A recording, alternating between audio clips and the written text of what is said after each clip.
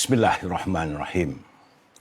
Assalamualaikum warahmatullahi taala wabarakatuh. Selamat malam. Selamat bertemu kepada pelayar-pelayar Amir Hijaz fans. Yang muncul pertama siapa dia ya?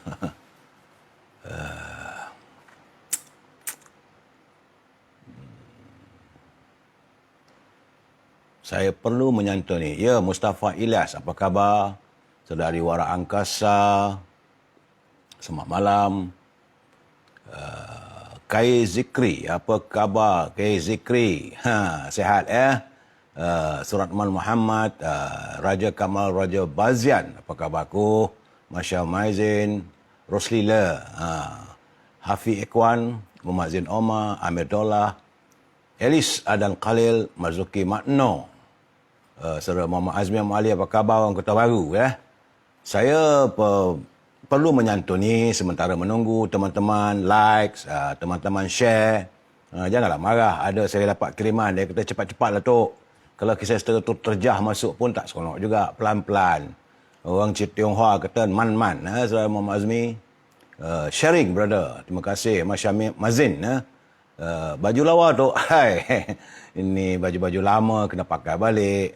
Saya suka baju ni sebab baju cekak musang. Bagaimana yang saya katakan semalam, ini adalah identiti kita, warga bangsa kita.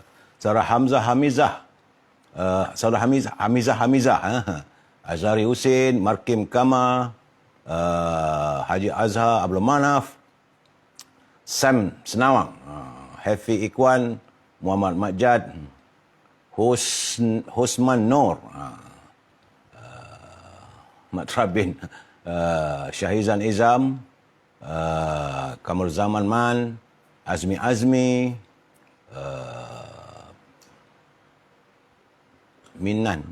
Manan kot, Wan, Zabidi Nordin, Jack Jill.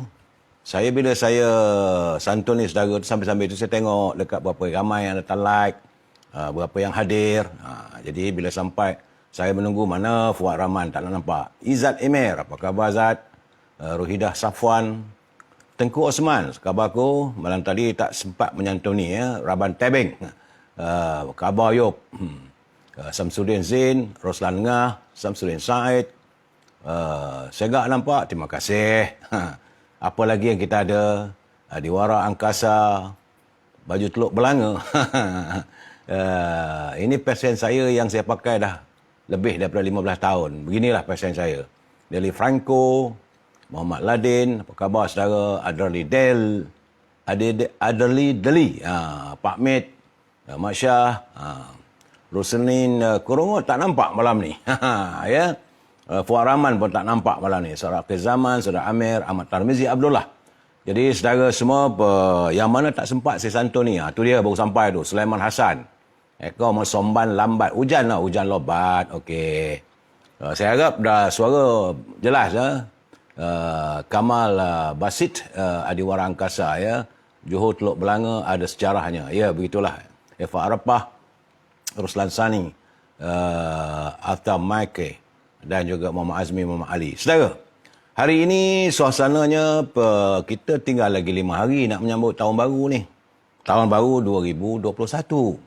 Tapi mengikut ramalan ataupun laporan daripada Kementerian Kesihatan, ia amat memeranjatkan kita. Saya pun terperanjat tadi. Kerana semalam 1247 saja yang dijangkiti oleh virus corona. Tetapi hari ini 2335 orang yang dijangkiti oleh virus corona yang disahkan oleh Kementerian Kesihatan.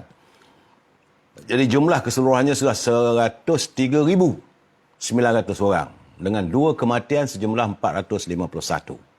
Di Sabah juga ada peningkatan. Semalam 225, hari 24. Labuan 16. Di Sarawak juga meningkat. Di Kedah nampaknya cek hampa semua tak dapat bertahan lama. Sehari aja sifar COVID-19, hari ini naik balik 16. Begitu juga Sajen di Pulau Pinang, semalam 25, hari ini 58. Di Perak, Alhamdulillah Yop. Orang Perak ni kena tunjuk kehebatan mereka. Keber sikit Yop. Semalam 55, hari ini 26. Cuma di Selangor dan di wilayah Persekutuan, ini benar-benar menakutkan saya. Sebab dia naiknya berkali-kali ganda. Di Selangor semalam 461, hari ini 710 orang yang disahkan dijangkiti oleh virus corona. Sementara di wilayah Persekutuan, semalam 140, sudah 728. Jadi kalau dicampurkan Selangor dengan wilayah dalam satu kawasan, artinya ada 1,438 orang yang dijangkiti oleh virus corona. Jadi saudara warga kota kosmopolitan, jadi berhati-hati, jaga kesihatan, pastikan jaga kebersihan. Kalau tidak ada keperluan tak payahlah keluar rumah, duduk di rumah, rawatlah cinta kasih saudara dengan keluarga saudara. Dalam saat-saat begini, saya khawatirlah sebab semalam sikit hari ini 710 di Selangor dan 728 di wilayah Persekutuan. Di Putrajaya semalam 7, hari ini 3. Negeri Sembilan juga berkurangan, semalam 89, hari ini 33. Di Melaka alhamdulillah saudara Silendu semalam 14, hari ini 5. Di Johor, Johor juga sebagaimana yang saya ramalkan, sebab saya kekhawatiran saya kerana COVID-19 dan juga virus baru UV77 tu ada di Singapura. Kekhawatiran saya dia akan menyeberang sambat Johor. Sebab hari ini di Johor semalam 205, hari ini 410. Artinya 2 kali ganda di Johor. Mereka yang dicengah ataupun disapa oleh virus corona. Di Pahang 19 naik juga. Di Terengganu 2 hari berturut-turut. Tiada. Tok nak tanya Datuk Lokman macam mana Tok? Saudara Muhammad Zain, saya masih lagi dalam pencerahan. Datuk Lokman, dia cara dia, saya cara saya. Pemikiran masing-masing. Saya harus menyantuni mereka, kita dengarlah pandangan dia. Kemudian di Terengganu tiada, di Kelantan. Kelantan ni saudara Azmi, tiba-tiba saja 4 naik 54 orang. Bagaimana ni? Dan di Perlis, alah duka cita lah saya. Masuk bulan kedua ni nak awal tahun baru, tiba-tiba ada pula muncul seorang. Jadi katanya ini kluster Christmas. Saya tak tahulah siapa sama ada bawakan dari luar dan sebagainya. Namun begitu warga Perlis harus berhati-hati kalau dah ada wabak begitu. Allahu Akbar. Saya khawatir sebenarnya. Tapi bagaimanapun, hidup mesti diteruskan. Ya, saudara Rosinin Kurungut. Ceria malam ini. Orang Sabah, ya. Muzawiyah Zaiman, Rasidah Ahmad, Rusdi Mamat. Apa khabar, Bay? Rusdi Mamat ni rasanya orang Kelantan dah. Ismail, propaganda vivid. Saya tak tahu. Itu saudara boleh meneka dan boleh memikirkan. Kemudian yang lebih menyedihkan saya sebab saya difahamkan itu kes positif di kalangan petugas hospital di Sungai Buloh. Hospital Sungai Buloh nampaknya terus meningkat dan ada antara yang dijangkitinya termasuklah pakar dan jururawat di ICU, itu wad kecemasan. Dan lebih yang tak seronoknya pula tu ada pula peraturan macam undang-undang pula. Kalau mereka ini dijangkiti oleh wabak virus corona kerana kelalaian dan sebagainya, mereka bakal dikenakan denda dan sebagainya. Kenapa begitu? Siapa nak penyakit ni? Doktor ikhlas untuk menyantuni setiap pesakit, jururawat dan sebagainya. Kadang-kadang kealpaan. Janganlah tiba-tiba nak denda mereka, dahlah tiba-tiba mereka dijangkiti. Dan ini keadaannya yang kita khawatir. Jadi isu vaksin ni masih lagi belum tuntas. Sebentar tadi saya menerima kiriman video daripada saudara Taram Shah daripada Muar. Terkejut juga saya dan saya nampak ada logikanya. Terima kasih saudara Taram. Saudara Taram Shah dia kata tentang seorang pengkaji perubatan yang mencari kaedah penyelesaian kepada vaksin virus corona ini. Kata pengkaji itu, dia kata selama 40 tahun pakar-pakar perubatan dunia mencari apakah vaksin yang terbaik untuk menangani wabak HIV. Masih lagi belum menemui vaksin yang betul-betul berkesan untuk menangani penyakit HIV. Sedangkan baru setahun saja dah ditemui pula. Kita tidak menyanggah, tetapi bila saya nampak begitu ada logikanya. Takkanlah dalam tempoh setahun telah ditemui vaksin untuk virus corona. Dan harga nilainya pula tu berbilion. Jadi sebab itu yang saya katakan semalam, kita tidak mahu oleh kerana rakyat ataupun warga dunia, rakyat negara kita ini mengalami serangan virus corona, ada pula pihak yang nak mengaut keuntungan. Jadi sebab itu saya katakan berkali-kali, seharusnya persoalan vaksin ini hendaklah diletakkan di bawah Kementerian Kesihatan. Hanya mereka sahaja yang tahu apa sebenarnya ubat ataupun vaksin ataupun pelalian yang terbaik. Sebab kita tidak mahu adanya vaksin-vaksin yang akhirnya ada juga yang antibody yang tak kuat, maka ada yang alahan. Saudara Mat Zamzain, doktor berkorban nyawa mereka. Tiba-tiba mereka pula denda. Saya sedihlah kalau ada peraturan begini. Tan Sri Nur Hisham kena tengok ni. Jangan main buat. Mereka berkorban. Terdedah kepada keadaan. Jangan tiba-tiba mereka pula nak didenda. Nanti semua doktor jururawat tak nak bekerja macam mana? Ini kadang-kadang kita nak membuat undang-undang, nak membuat peraturan, biarlah ada logikanya. Jadi tentang vaksin ni saya haraplah Kementerian Kesihatan kena tegas. Jadi Dr. Arham Barber sebagai menteri kena bercakap dengan Menteri Musti Khadijah Maudin. Betul ke vaksin ini yang sesuai? Jangan nanti disuntik Panadol kan pening kita. Dan sebabnya kerana selama 40 tahun pakar-pakar perubatan mencari vaksin yang terbaik untuk HIV. Belum lagi ditemui ubat yang betul-betul berkesan. Dan ini setahun dah tumbuh dah satu dunia mengatakan ada perubatannya. Kemudian saudara Adiwara Angkasa, wajarkah sekolah dibuka semula, Datuk? Yang ini juga satu persoalannya saya tak boleh nak jawab. Sebab saya bukan pakar, tapi saya melihat bahawa sekarang ini kita dah ada peranti-peranti yang boleh menggunakan sistem belajar dari rumah. Kalau itu perlukan, itu yang diperlukan dalam new norm ataupun norma baru, nak buat macam mana? Kalau buka sekolah pun, kalau benda ini mendedahkan anak-anak kita dengan penyakit, satu hal juga lagi. Ya? Jadi keadaan sekarang ni kita jadi kacau bilau. Ari Tasar, politik semuanya, Datuk, kacau bilau. Memang kita kacau bilau. Jadi kita mengharapkan janganlah adanya elemen politik yang digunakan untuk menangani persoalan kesihatan rakyat. Rakyat perlu ditangani, rakyat memerlukan perlindungan dari pihak pemerintah. Jadi kalau benar vaksin yang ada dari Pfizer itu benar-benar berkesan, biarlah pihak Kementerian Kesihatan yang mengujinya dan lakukanlah ujian demi ujian. Sebab dalam tempoh setahun, sedangkan HIV ini dah 40 tahun, masih lagi belum tuntas. Ya, saudara? Saudara Maknur Faizal Jawawi, Assalamualaikum, Datuk. Ubat tak penting, Tok. Kita jaga. Kita jaga kita je. Hidup mati Allah yang Maha Kuasa. Benar dan tiada yang benar melainkan benar belaka. Saya amat bersetuju dengan pandangan Saudara Maknur Faizal Jawawi. Sebab bagi saya, kita serahkan segala-galanya pada Allah SWT. Dia yang menentukan, dia yang mendatangkan setiap penyakit dan sebagainya.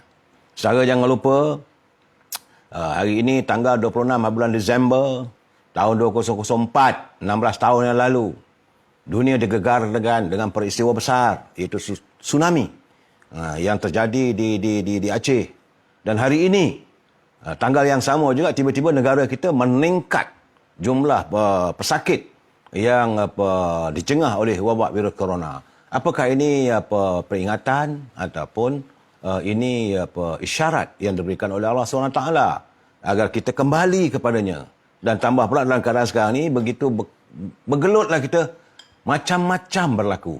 Saudara Mak Effendi, kami sudah hilang kepercayaan pada kerajaan sekarang urus negara dan ekonomi.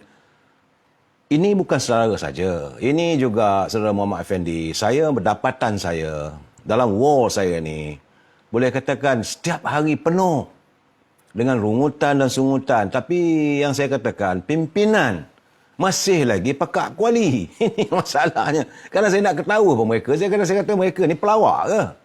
Are they a clown at the di anjung kuasa Sri Perdana? Adakah mereka ini badut-badut politik yang tidak mempunyai kelaikan yang dilangkat sebagai menteri dan sebagainya? Kadang-kadang saya merasakan begitu. Sebab sehingga saat ini, menteri macam mulutnya terkunci. Yang kita dengar Dr. Nur Hisham dan juga Abang Long, saudara Datuk Ismail Sabri. Yang lain terkunci, tak ada apa, tak ada pengumuman. Jadi saudara Hafiz, Thailand dengan Malaysia mana lagi teruk COVID tu. Ini saya tak ada dapatan. Saya tak boleh nak buat kenyataan. Mungkin yang ini Kementerian Kesihatan yang boleh membuatnya. MP, Pekak, Kuali. Saya tak tahu nak buat apa dah. Kadang-kadang. Bagaimanapun, mari kita dengar dulu apa saranan Rasulullah SAW. Ini masih lagi berhubung kait dengan soal hutang. Daripada Ali radhiyallahu anhu menyatakan bahawa seorang hamba mukatab. Hamba mukatab ni maksudnya yang mengadakan perjanjian pembebasan dengan tuannya. Jadi hamba zaman dulu adalah hamba abdi. Ini bukan hamba abdi yang datang daripada Bangladesh. Ini hamba abdi betul. Zaman Rasulullah dulu, zaman Arab dulu, hamba mukatab dipanggil. Itu yang mengadakan perjanjian dengan tuannya untuk pembebasan. Dia datang kepada Ali dan berkata, aku tidak mampu membayar pembebasanku. Jadi dia merayu, kata, tolonglah aku. Jadi Ali pun berkata, maukah aku ajarkan kepada kamu kalimat yang telah Rasulullah SAW ajarkan kepadaku? Ya, dia kata, seandainya engkau memiliki hutang sebesar Gunung Syir. Gunung Syir ini di Mekah itu besar. Nescaya Allah akan membayarnya untuk kamu. Seterusnya Ali berkata, ucapkanlah. Ini kita kena, kalau boleh hari-hari kita buat. Ya Allah, cukupkanlah aku dengan rezekimu yang halal dan jauhkan aku dari yang haram. Cukupkanlah aku dengan kurniamu dan jauhkan aku dari bergantung kepada mereka selain darimu. Ini adalah hadis riwayat At-Tirmizi. Status hadis ini adalah hadis hasan. Jadi pengajarannya kita berhutang itu adalah sepatutnya kita berhutang untuk keperluan. Ini dibenarkan dalam Islam dan menjadi kewajipan kepada orang yang berhutang untuk menjelaskan hutangnya dengan keadaan yang segera dan dipersetujui.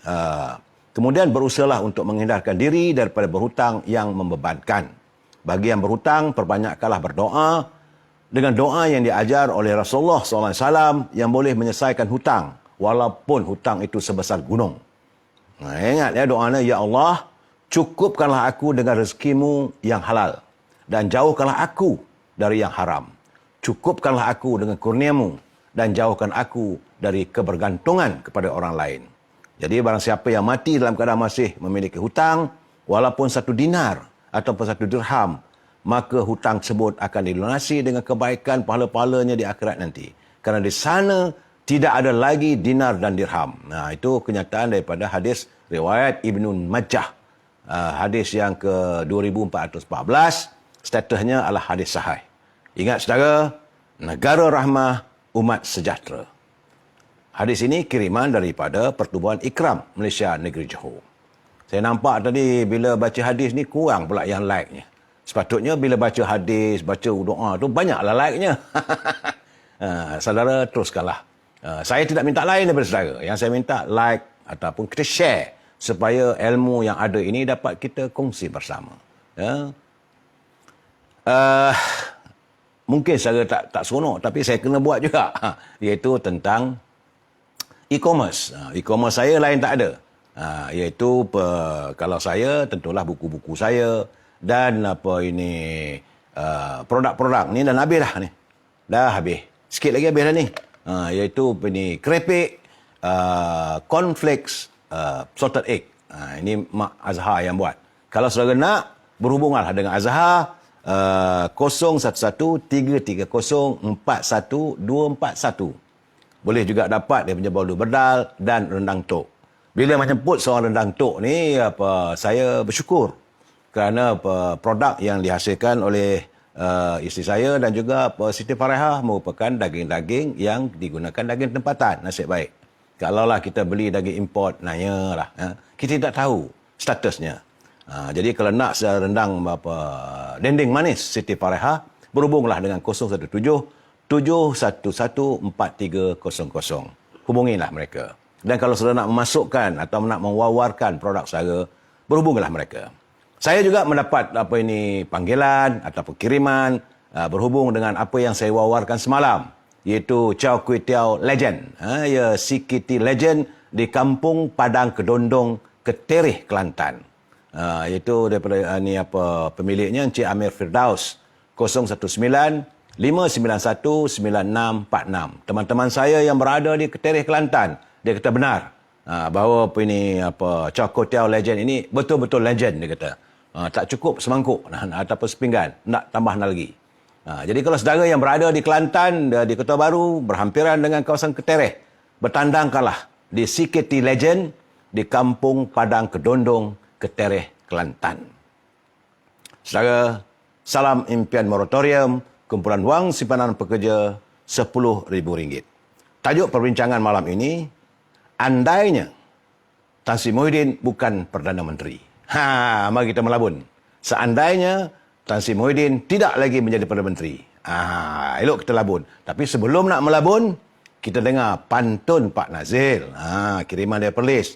Pernah buat Pak Nazil malam ini ada yang tersangkut seorang kena virus corona. Kata Pak Nazil, roti keju menjamu tamu, santan berlada, ikan kelisa. Bangsa maju, bangsa berilmu. Berebutlah anda, perkasa bangsa. Gulai angsa, ulam pegaga, sayur rampai, makan di kedai. Negara bangsa dibina dijaga. Jangan sampai ia tergadai. Terima kasih Pak Nazil atas kiriman pantun, murni, cantik bahasanya dan dapat menjadikan kita punya mengindahkan dalam mutiara-mutiara peribahasa dan juga pantun saudara. Okey. Saya masih lagi belum puas hati. Saya masih lagi belum berpuas hati berhubung dengan kehilangan data-data dalam di kumpulan wang simpanan pekerja yang dilaporkan. Tapi hari ini cuti umum dan tiada pengumuman lagi. Rakyat masih ternanti-nanti. Apakah untung nasib rakyat berhubung dengan kumpulan wang simpanan pekerja? Semalam saya dah laporkan, ada juga yang mengadu, data-data dah hilang. Begitu juga dengan iSinarnya sudah nampak menjadi iSirna. Saya juga masih lagi menerima kiriman yang bertanyakan kepada saya tentang sistem moratorium, pihak bank dan sebagainya. Hari ini cuti umum. Saya pun tak boleh nak kata apa. Dan pihak bank juga belum ada pengumuman daripada Gubernur Bank Negara maupun Kementerian Kewangan. Apa untung nasibnya rakyat? Sebab itu yang saya katakan sahabat malam, saya akan menyuarakan. Jangan saudara risau.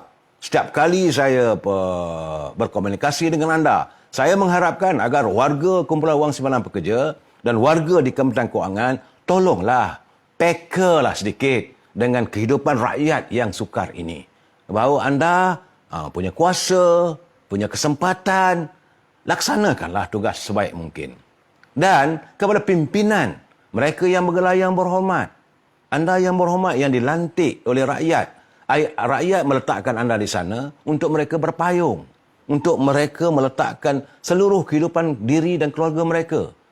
Tapi kenapa mereka diabaikan? Anda berdosa. Anda berdosa. Sebab itu saya memilih untuk tidak jadi wakil rakyat. Saya takut.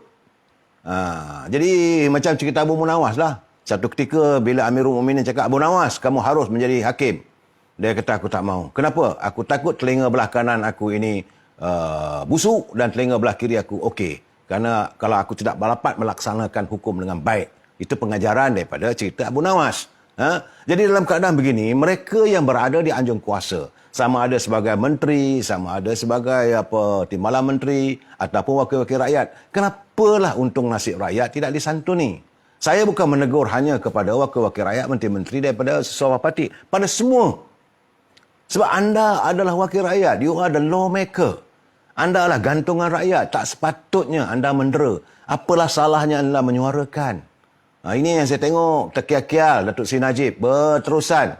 Saban malam saya tengok dalam kirimannya, mengutarakan kekecewaannya dan keprihatinnya pada rakyat. Tapi yang lain tu dia membisu.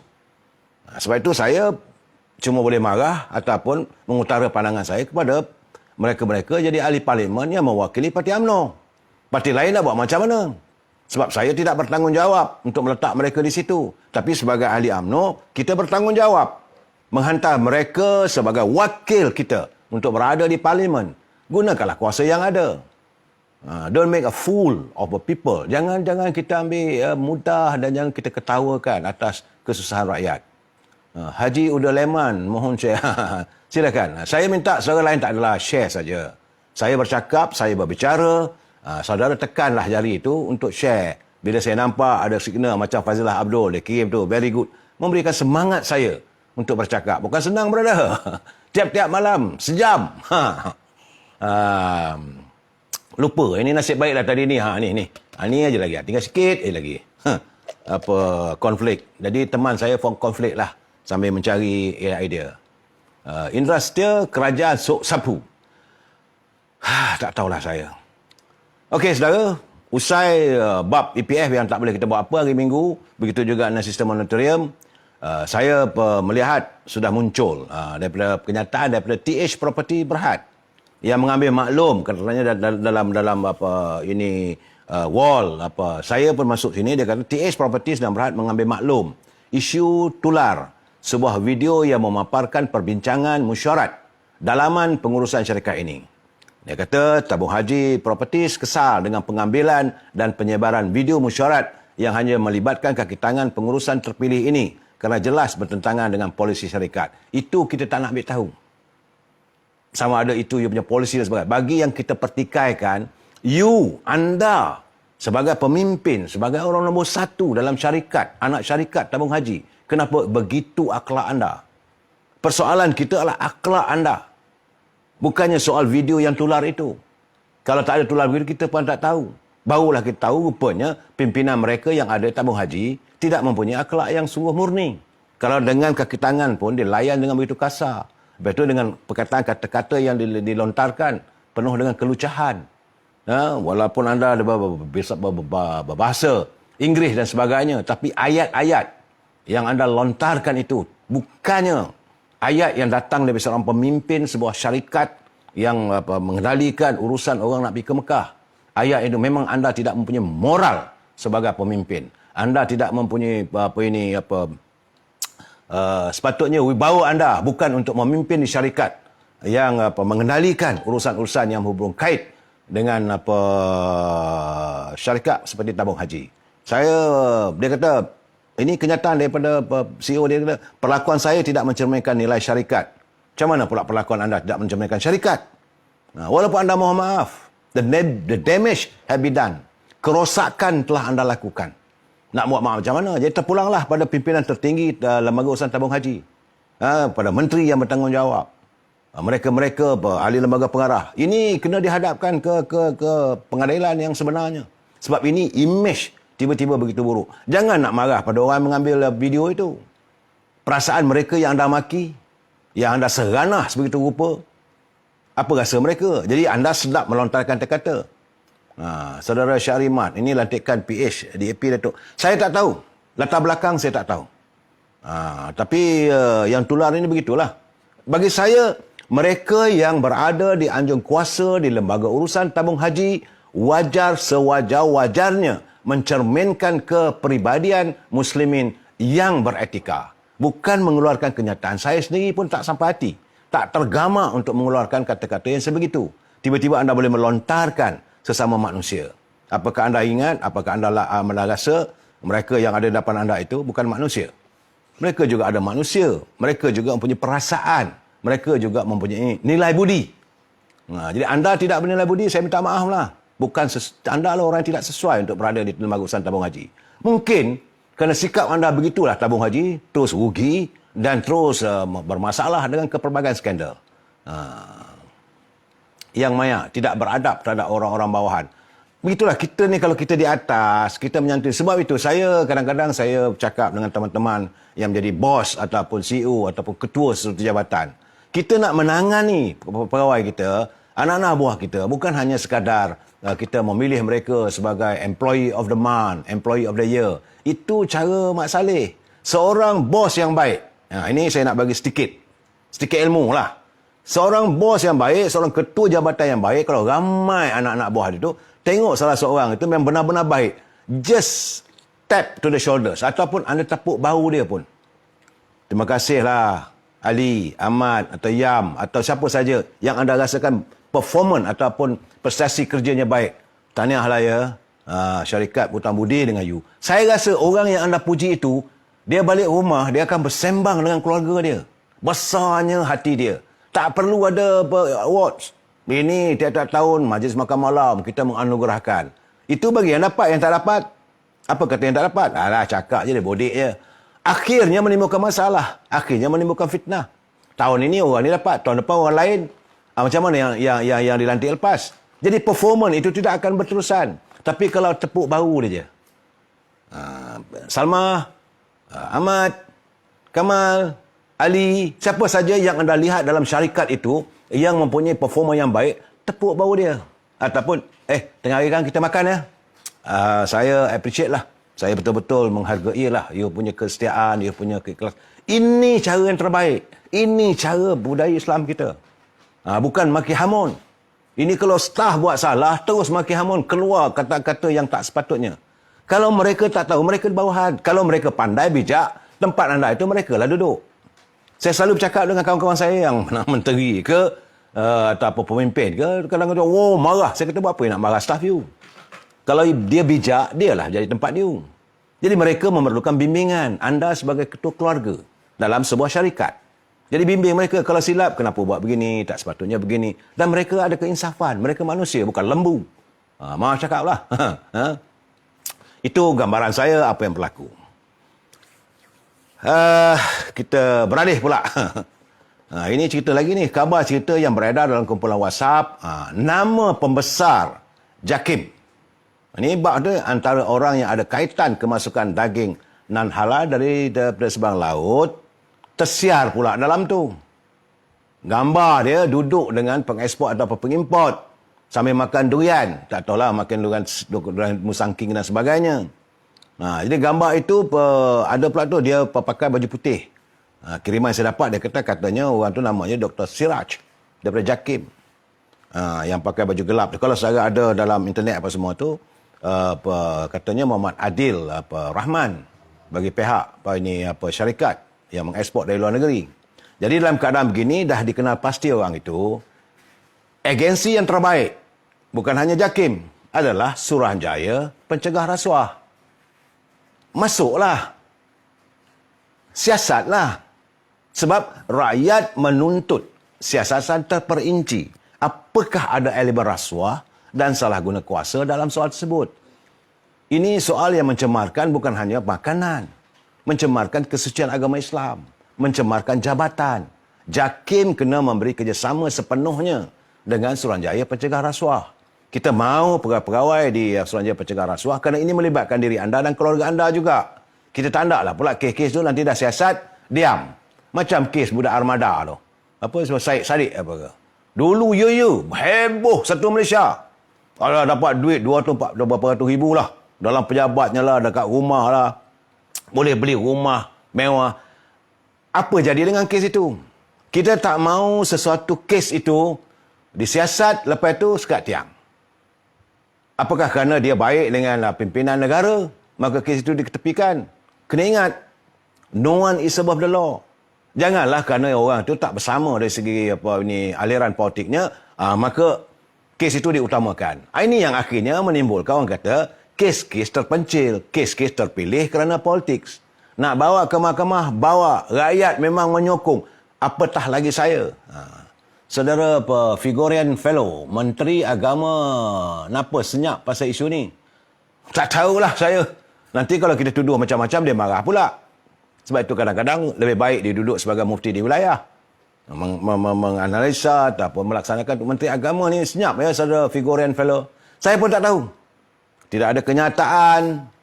Sepatutnya terus. Kerana ini melibatkan kementerian beliau. Jabatan yang di bawah kementeriannya. Kementerian Menteri di Jabatan Perdana Menteri yang menguruskan hak ehwal agama Islam. Ini soal pemakanan umat Islam. Ini soal logo halal. Ini benar-benar mencabar wibawa JAKIM. Apakah nanti orang tidak lagi percaya dengan JAKIM? Kesannya berat, bukan sikit. Kesannya bukan hanya pada kerajaan, kesannya kepada untung nasib agama Islam. Nanti orang melihat, pemimpin Islam, dia pun tak ambil kisah. Ini masalahnya. Jadi anda yang dah jadi menteri, kena tegas. Nak takut apa? Inilah masalahnya kadang-kadang yang boleh dikatakan dulu ada penceramah-penceramah agama yang saya dengar. Betul juga katanya. Apabila ulama mendatangi umarah, maka rosaklah negara itu. Umarah itu pemimpin. Kamu sebagai ulama, kamu pula beri takut kepada umarah. Sepatutnya kamu tegur. Kalau umarah atau pemimpin itu tak betul, kena tegur. Ini ajaran Islamnya. Dan pemimpin agama Islam, pemimpin negara itu perlu bertanya pada ulama. Sebab itu kalau kita lihat daripada zaman-zaman terdahulu, zaman kita mencapai kemerdekaan, ramai para ulama yang mengelilingi kepimpinan almarhum Tengku Abdul Rahman. Jadi walaupun orang menggambarkan macam-macam lah persepsi Tengku ni, tapi negara begitu baik. Era Tun Dr. Ismail dan Tun Razak, ada ulama yang membimbing umara, maka negara kita makmur. Jadi dalam keadaan sekarang ni, bila ulama sudah berada dalam kumpulan umara dan tak berbuat apa-apa, bila timbul isu sebegini, jadi saya khawatir negara kita ni nanti akan didatangkan musibah oleh Allah Subhanahu Wa Taala. Ini masalah dia sebenar-benarnya. Jadi sebab itu kenyataan daripada Ketua Pergerakan Pemuda Datuk Ashraf, saya ucap tahniah. Dia kata kartel daging ini perlu dikesan dan dicari sampai ke akar umbi. Dia kata kerana status daging sama ada halal perlu dikenal pasti untuk kemaslahatan umum. Selain itu, dia kata kepentingan pengguna khususnya terhadap umat Islam. Ya, sebab dia khawatir. Dia khawatir kerana agenda orang kafir dan Zionis untuk mengabaikan status halal kerana mereka sentiasa berniat untuk mempersenda dan mengeksploitasi kesucian agama Islam. Ini kesan dia. Saya ucapkan tahniah dan syabas kepada Ketua Pergerakan Pemuda yang melihat dengan lebih jauh. Beliau pernah menjadi timbalan menteri di Jabatan Perdana Menteri. Seandainya beliau berada di situ, saya rasa mungkin akan ditangani secara serius. Ini kerana duit masuk tu. Ini masalahnya kalau anda meletakkan keuangan mengatasi segala-galanya. Jadi nak tegur takut jawatan hilang, Datuk Taram Shah. Saudara Taram, kita kalau manusia nanti kena ingat, kamu akan disoal apabila kamu di akhirat nanti. Cukuplah kita melihat segala kemaksiatan berada depan mata kita. Itu pun ada dosa. Saban hari kita mengumpul dosa. Apalah salahnya kita membuat satu sesuatu yang baik. Paling-paling tidak besok adalah balance di akhirat nanti. Kerana kamu kena takut. Dunia ini tak kekal. Saya selalu berpesan pada teman-teman saya. Mereka yang bernama pemimpin. Mereka yang berada di anjung kuasa. Kamu kena ingat. Dunia ini terlalu sementara. Saya bagi contoh. Saya selalu bertanya dengan kawan-kawan saya. Okey, sekarang umur kita berapa? Umur saudara berapa? Usia saya sekarang 64 tahun. Okey, saya masuk sekolah darjah 1 dulu. Saya masih ingat peristiwa itu dah berlaku lebih kurang 54 tahun dulu. 7 tahun, 64, 57 tahun. 57 tahun dulu saya masih terbayang-bayang bagaimana saya pergi ke sekolah, bawa sijil kelahiran, jumpa cikgu, nak masuk, beli rubber yang dia punya pemadam itu yang wangi-wangi. Saya masih ingat. Seluar, pakai seluar biru, baju putih, pakai stokin, macam mana perasaan kita nak ke sekolah pada waktu. Itu 57 tahun yang lalu. Apakah kita mempunyai 57 tahun yang di hadapan? Bolehkah kita garanti kita mempunyai lagi 57 tahun? Sebab waktunya rasa terlalu cepat berlalu. Sekarang kita dah nak masuk tahun 2021. Apakah kita ada kesempatan? Macam saya kata tadi, 57 tahun mendatang? Tak ada. Kalau nak ada 57 lagi. Sekarang 64 campur 57. Dah 121 tahun. Rasanya dah nyanyuk, dah berkereput dah. Ini patutnya kita fikirkan. Sebagai manusia, kalau saudara berusia 30 tahun, apakah saudara ada 30 tahun mendatang? Kalau saudara berusia 40 tahun, apakah saudara ada lagi 30 tahun mendatang? Jadi, untuk itu lakukanlah sesuatu yang baik sebagai bekalan kita. Selalu saya melawak dengan kawan-kawan. You all ni buat baik, selalu bersedekah, saya kurang berkemampuan. Jadi you all ni kalau bersedekah ni, kata penceramah-penceramah agama, dia kata seolah-olah. Jadi ini seolah-olah mempunyai kad kredit di sana. Jangan kita waktu di akhirat nanti kita muflis. Di dunia ini, okey, tapi di akhirat kita muflis. Biar kita muflis di dunia, tetapi di akhirat kita kaya raya. Paling tidak ada kredit kad. Jolok, hidup senang lenang. Mengalir sungai di bawahnya. Bersama dengan apa-apa rumah yang ada permainan indah, buah-buahan. Itu gambarannya. Jadi kita menuju ke arah itu. Itu yang kekal. Bukan jawatan kamu sebagai menteri ini kekal. Selepas pilihan raya ni belum tahu lagi kamu kekal dalam 3-4 bulan.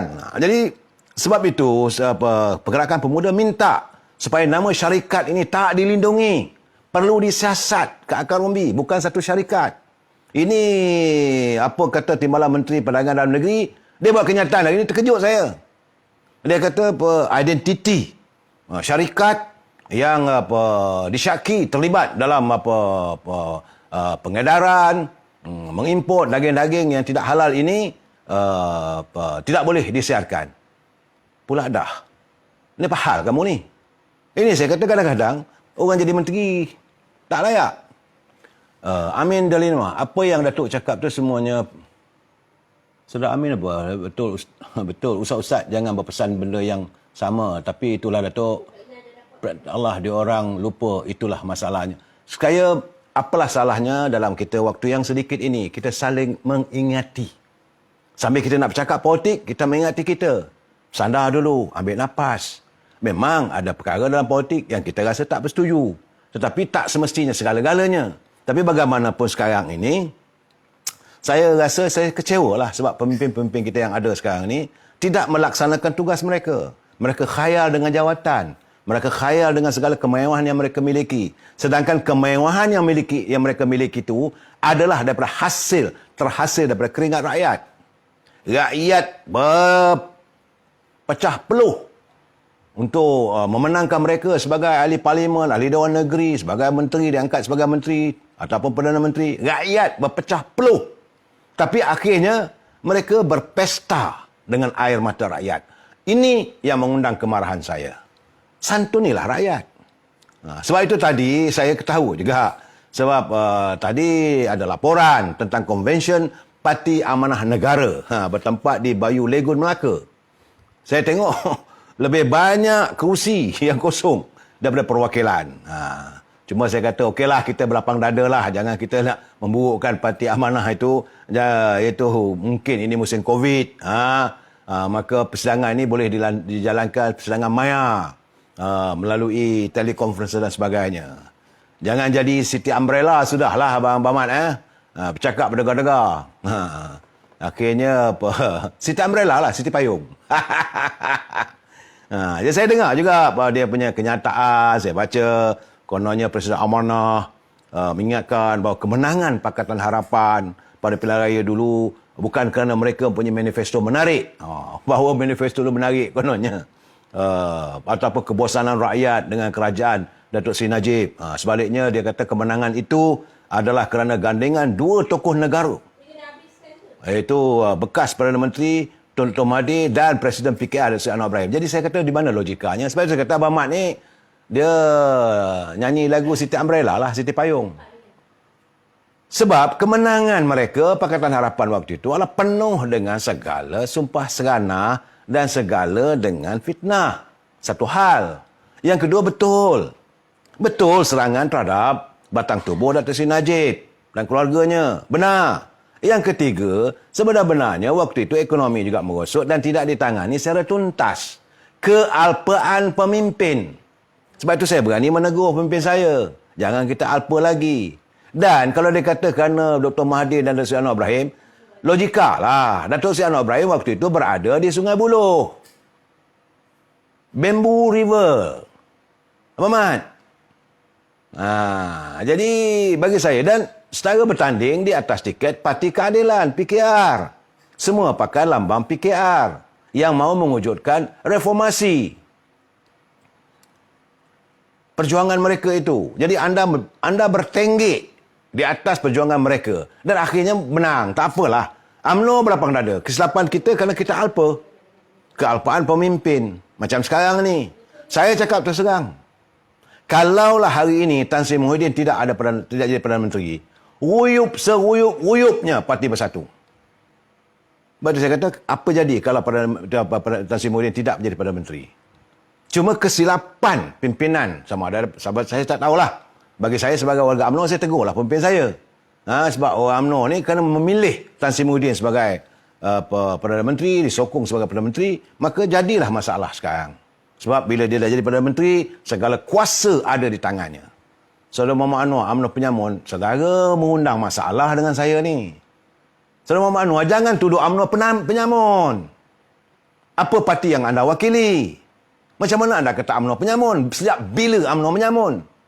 Saudara harus berterima kasih, bersyukur pada Allah SWT. Kerana UMNO lah negara kita merdeka. Kerana pimpinan UMNO lah negara ini maju. Okey, UMNO. Jangan kata UMNO. Pemimpin UMNO saya diam. Saya tak marah. Saya tegur juga pemimpin saya. Sebab saya kata tadi, kepimpinan, Alpa dan Leka dan sebagainya berada di anjung kuasa. Tapi jangan tuduh rumah UMNO. Anda mengundang kemarahan saya. Tak sepatutnya. Bagi saya sekarang ni, kita bercakap terus terang. Kalau anda daripada parti lain, masuk ke laman saya, jangan nak memperbodohkan rumah saya. Apa perasaan saudara? Kalau saudara mewakili parti-parti mana, saya masuk, saya maki hamun parti anda. Saya kata parti anda begitu, begini. Saya tidak menyerang. Saya cuma ketawa ke Abang Mat. Saya kata Siti Payung, Siti Umbrella. Sebab cara Abang Mat. Saya tak kata parti PKR. Sebab saya menyatakan waktu itu Datuk Seri Anwar Ibrahim berada dalam penjara. Satu kenyataan yang tak betul. Dan saya menyatakan bahawa kemenangan itu kerana mereka berpayung menggunakan parti PKR. Dan akhirnya mereka menjadikan Parti Keadilan ini sebagai parti kelas ketiga. Jadi tiba-tiba saudara serang UMNO. Saudara mengundang kemarahan saya. Saya dah cakap berkali-kali, jangan usik UMNO. Saya warga UMNO. Menjadi tanggungjawab saya mempertahankan rumah saya. Fazli Uli, bodoh piang. Saya tak mahulah nak tuduh begitu, tetapi jangan. Jadi kita sebab itu saya awal-awal saya kata, dulu lagi saya cakap, bila masuk ke gelanggang ini, we must agree to disagree. Tapi jangan kita lontarkan kenyataan yang tak betul. Bila saya lontar begitu, saya mengalihkan pandangan saya. Saya banyak lagi nak menceritakan. Saya nak mengatakan bahawa orang-orang daripada parti Pribumi, PBBM ni, kalaulah Tan Sri Muhyiddin tidak jadi Perdana Menteri, apakah anda sekuat sekarang? Ini kenyataan realitinya. Fikir sendiri. Jadi parti UMNO, ini parti tempat berpayung. Sebab UMNO ada perjuangan. UMNO adalah sebuah perjuangan. Saudara, saya minta maaf, saudara. Nak masuk gelanggang saya, nak kritik pemimpin saya, okey. Saudara nak katalah saya punya pemimpin, nak kata presiden saya, ketua wanita saya ke ketua pemuda, tapi biar berfakta. Tapi tiba-tiba anda serang UMNO, Parti Penyamun, ini mengundang masalah lah dengan saya. Sebab UMNO tak ada dosa. Rumah agam besar itu tidak pernah berdosa dengan umat Melayu. Malah ia menjadi payung untuk memayungi saudaranya. Dan kitalah melalui UMNO ini, diperjuangkan supaya anak generasi masa depannya dihantar ke luar negara, ekonomi diperbetulkan. Kita mengujuk UMNO, mengujukkan dasar ekonomi baru. Tapi di tengah jalan ada pemimpin yang datang mengubah pada dasar penswastaan. Saya tahu bahawa ada pemimpin UMNO waktu itu menyokong. Kita berterima, okey, kita nak tengok betul ke tak betul. Tapi ternyata perubahan yang dilakukan oleh pemimpin terdahulu itu salah. Dasar ekonomi baru itulah yang terbaik. Bukan UMNO yang salah. Dasar itu dibawa sebab UMNO dah wujudkan dasar ekonomi baru supaya kek ekonomi negara ini dapat dikongsi semua. Saranan UMNO lain tidak. Kita hendak sekurang-kurangnya 30% kek ekonomi orang Melayu dan kek ekonomi negara ini dimiliki oleh warga bangsa bernama Melayu. Jangan sudah kata UMNO macam-macam. Berpeluh aku. Tak maaf, saudara. Saya kadang-kadang ni telajak sikit saya minum air. Saudara taram kopi.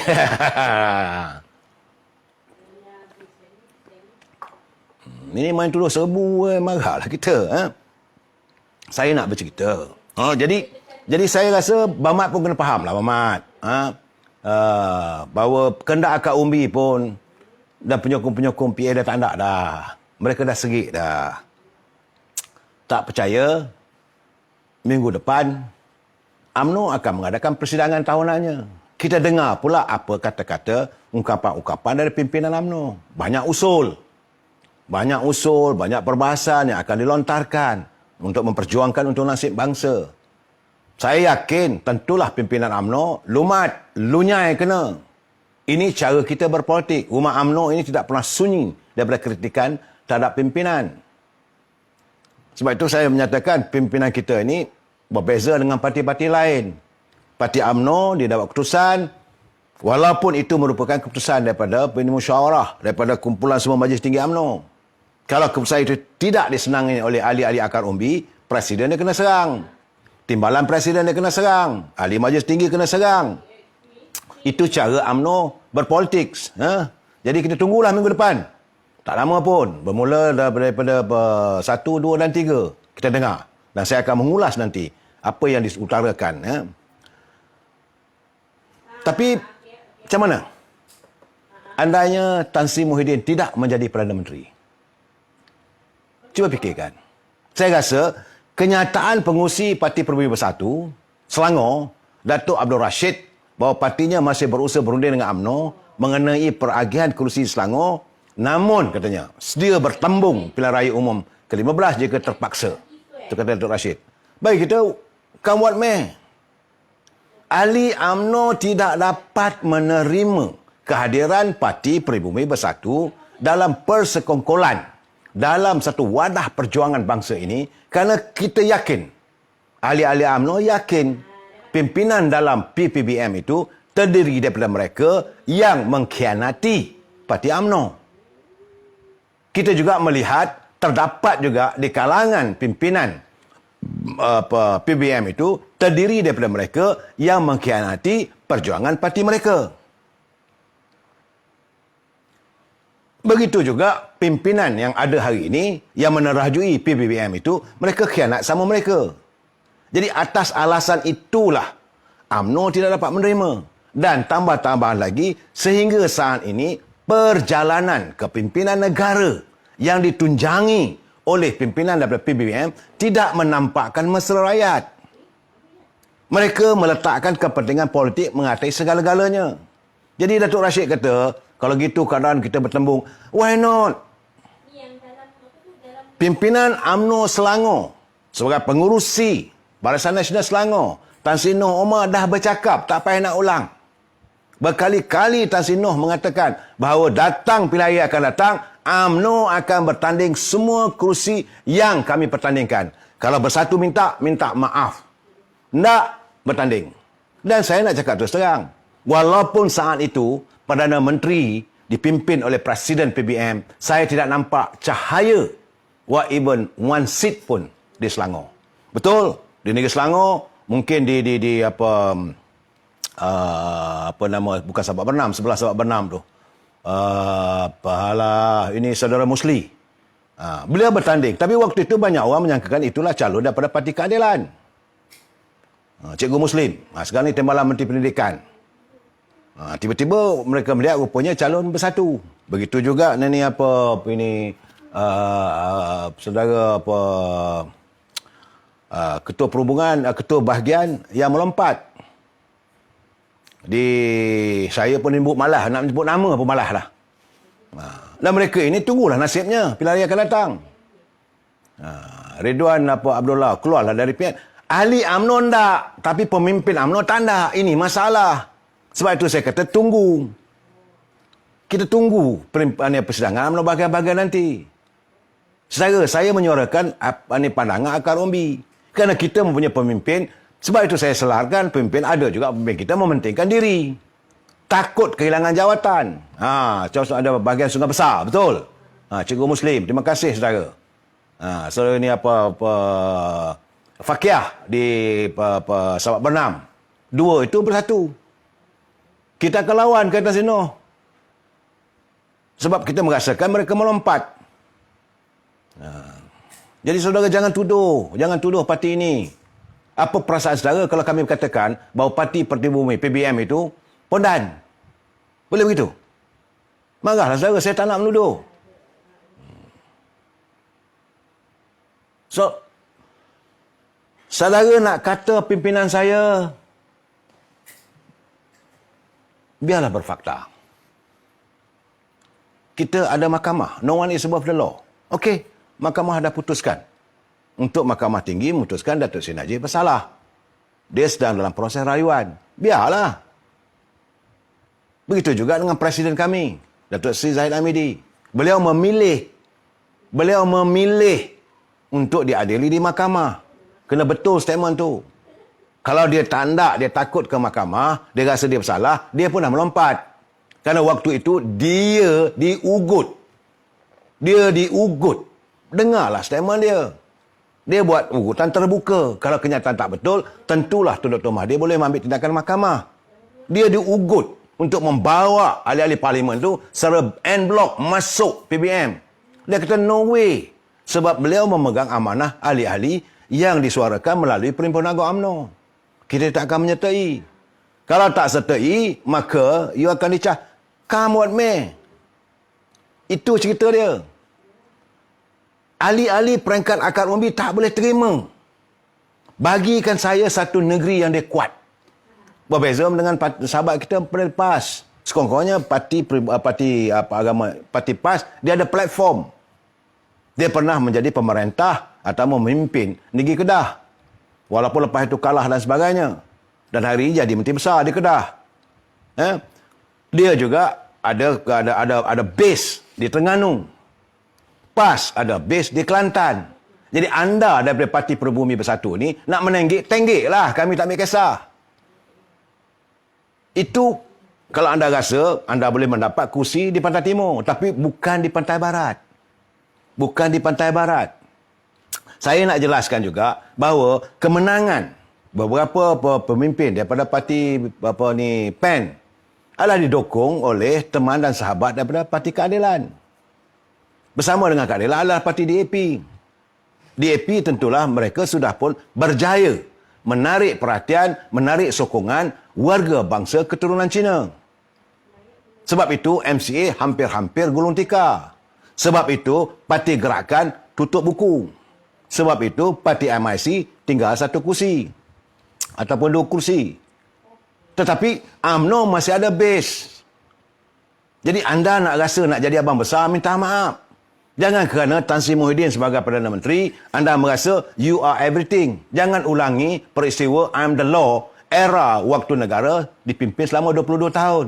Enough is enough. Rakyat sudah memerhati. Rakyat sedang memerhati kepimpinan yang anda lakukan. Apa Parti Pribumi Bersatu buat? Anda bukan menarajui negeri. You rule the whole country sebagai Perdana Menteri. Sedangkan dengan masalah EPF, kumpulan wang simpanan pekerja pun tak boleh tuntas, masalah moneterium pun takut nak buat pengumuman, lepas itu dengan puji-pujian. Bagi rakyat, enough is enough. Coklat kacang, Pahang, kubu kuat BN, tak pernah kalah. Itu keadaannya. Adalah kalah di Pahang tu, ada kalah di Raup, kalah di Bentong, kalah di Indra Makota, kalah di Kuantan. Kita terima. Tapi kita kita ada base. Jadi anda sekarang ni nak menenggik atas base pada UMNO, minta maaf. Jadi bila tak dapat nak menenggik dengan UMNO, boleh buat kenyataan. Oh, kalau ini kita akan bertembung sama sendiri. Bertembunglah. Apa kami heran? Sebab itu rakyat ataupun ahli-ahli UMNO akar umbi tidak dapat menerima. Sebab kami tidak lagi mampu untuk memikul biawak hidup. Ahli-ahli UMNO mereka akar umbi tak mampu nak pikul biawak hidup dalam pilihan raya akan datang.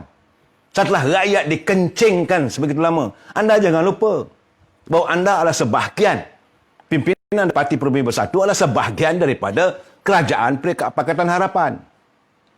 Rakyat dah tolak. Sebab itu saya ada berkali saya cakap juga dalam keadaan begini kesilapan pimpinan UMNO termasuklah presiden saya bersetuju sign declaration melantik Tan Sri Muhyiddin sebagai Perdana Menteri. Mungkin waktu itu mereka memikirkan Tan Sri Muhyiddin tidak mewakili sikap dan cara kepimpinan negara macam mana dilakukan oleh Tun Dr. Mahathir Mohamad. Dan juga kerana kita merasakan, mungkin pimpinan merasakan, rakyat boleh tenang sedikit apabila didogmakan bahawa kerajaan Pakatan Harapan itu, DAP menghina orang Melayu dan sebagainya. Okey. Dalam keadaan sekarang ini terbukti kelemahan mereka ternyata saban hari. Masalah rakyat tak dapat dilaksanakan secara tuntas. Isu-isu yang berhubung kait soal ekonomi tak dapat ditangani. So, you nak kami sokong anda lagi? Bagaimana kita mampu untuk memikul biawak hidup? Dan biawak ni pula nak gigit kita bertengkuk. Kita bukan tak tahu. Kehadiran Parti Bumi, dengarlah apa yang diucapkan. Kita tak boleh lupa. Bagaimana ahli UMNO boleh menerima dan melupai benda itu baru. Sebab itu kadang-kadang saya kata mintalah warga PAS faham. Kenapa kami, peringkat akar umbi, UMNO tidak mampu menerima kehadiran Parti Perubumi Bersatu untuk bersekongkol dengan kami. Kita tak mampu untuk mengundang mereka duduk dalam kelambu kami. Sebab kami merasakan kehadiran mereka seperti hadirnya ular berbisa nak patuk kita dalam kelambu kita. Ini isu besar. Kalaulah PAS kata UMNO ni sombong, kita bukan sombong sebab kita ada pengalaman. Warga PAS tak percaya, sila bersama dengan PBM. Kalau berbesar hati, berikan kursi di Kelantan. Berikan kursi pada mereka di Terengganu. Cuba saudara lihat sendiri. Baru pegang jadi pengurusi perhubungan bersatu di Terengganu. Dah buat pengumuman bersatu akan bertanding 5 kursi. Jadi saya tak tahulah warga PAS rasa apa. Apa perasaan warga PAS? Saya bila dia mengatakan bahawa Rashid kata kita akan bertemu, come what may. Oh, kita sekarang ni ada PAS. Nampak? Sebab bersatu merasakan mereka ada parti PAS untuk mereka tenggek. Untuk nak tenggek dengan bahagian apa UMNO, tak mampu. Bagi saya, terus terang saya mengatakan, Parti Peribumi Bersatu ini terdiri daripada mereka yang kaki tenggek. Itu keadaannya. Nak ulah lebih, kita jumpa lagi malam esok. Wabillahi taufiq wal hidayah. Assalamualaikum warahmatullahi taala wabarakatuh dan selamat malam, selamat berhujung minggu. Terima kasih.